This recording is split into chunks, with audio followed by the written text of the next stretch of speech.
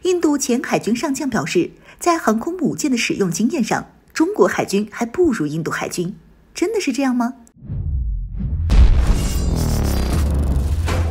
观众朋友们，大家好，欢迎收看本期迷彩虎，我是虎妞。这些年来，中国海军迎来快速发展，其结果也让我国海军成为了世界范围内仅次于美国海军的存在。目前，世界各大权威军事分析机构也基本上都是拿美国海军来和中国海军相比较。当然了，也有一些国家比较奇葩，自觉本国海军同样强大，甚至连中国海军也不放在眼里。比如说印度。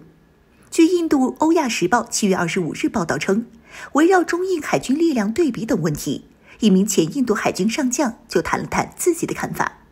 这位印军前海军上将就认为，中国在航空母舰的建设上投入了巨资，而这么做的原因就是为了要取代美国成为世界第一强国。除此之外呢，这位印军前海军上将又表示，印度和中国相比确实是存在不小的差距。比如说，中国的经济总量是印度的5倍，中国海军的规模也要比印度海军大许多，也因此印度不参与和中国的竞争。印度海军只需要确保印度在印度洋地区的优势即可。随即，这位前海军上将又来了个大转折，他略带不屑地表示，中国海军想要在印度洋上维持航母作战，那可不容易。毕竟航空母舰这玩意儿不像电脑游戏，只需要你购买玩乐就可以。掌握航空母舰的使用往往需要数年时间，这还不仅仅闲于舰载机，还包括航母本身。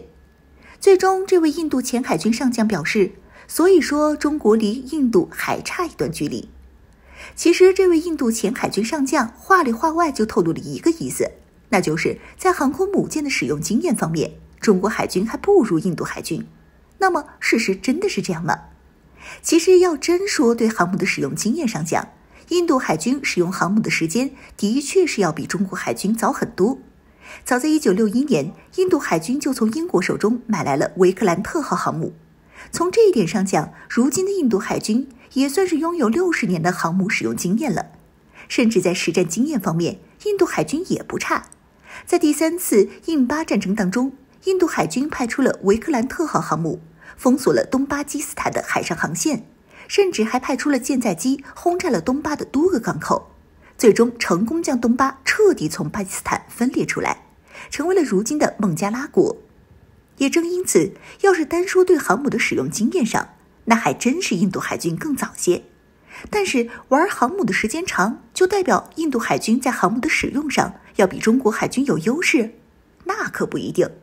航母编队有没有优势，可不光是使用经验的问题，航母本身的性能以及舰载机怎么样要更重要一些。目前印度海军的现役航母就只有4万多吨，还是个载机巡洋舰改装而来，和正规航母差别还不小。而舰载机方面，印度海军就更拉垮了。购买自俄罗斯的米格 29K 舰载机，其初始型号压根就是地地道道的岸基战斗机，而俄罗斯方面进行的上舰改造也并不靠谱，导致这款舰载机自从服役之后故障就没断过。甚至有印度海军高官抱怨称，这款舰载机每一次降落都会导致不可预知的故障，其发动机甚至也有一半因为故障而报废。这战斗机想必不用虎妞多说，大家也都明白有多少了吧。这样的航母，这样的舰载机，哪怕是使用经验多，又有多大的用处呢？而且在航母的使用上并不是一成不变的，其实战经验也和现在大不相同。而中国在航母的使用上和印度海军的差别也是相当大的。和印度或者美国这种将航母当成一个重要的独立打击力量不一样，中国海军的航母战斗群目前在使用上其实只能说是一套综合远程打击体系当中的一个重要支柱。一方面是要负责掩护我国的南海航空兵打击群，另一方面也负责为我国的区域拒止体系，或者说是反舰弹道导弹提供有效的战场侦察和监视能力，同时也需要负责引导各种远程火力对敌方进行有效打击，是整个大的作战体系当中的一部分。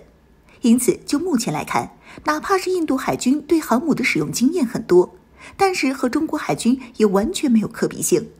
我们目前在对航母的使用上和印度海军是完全不同的，没有任何比较的价值。也就更不存在这位印度海军前上将所认为的中国海军航母使用经验不如印度海军的情况了。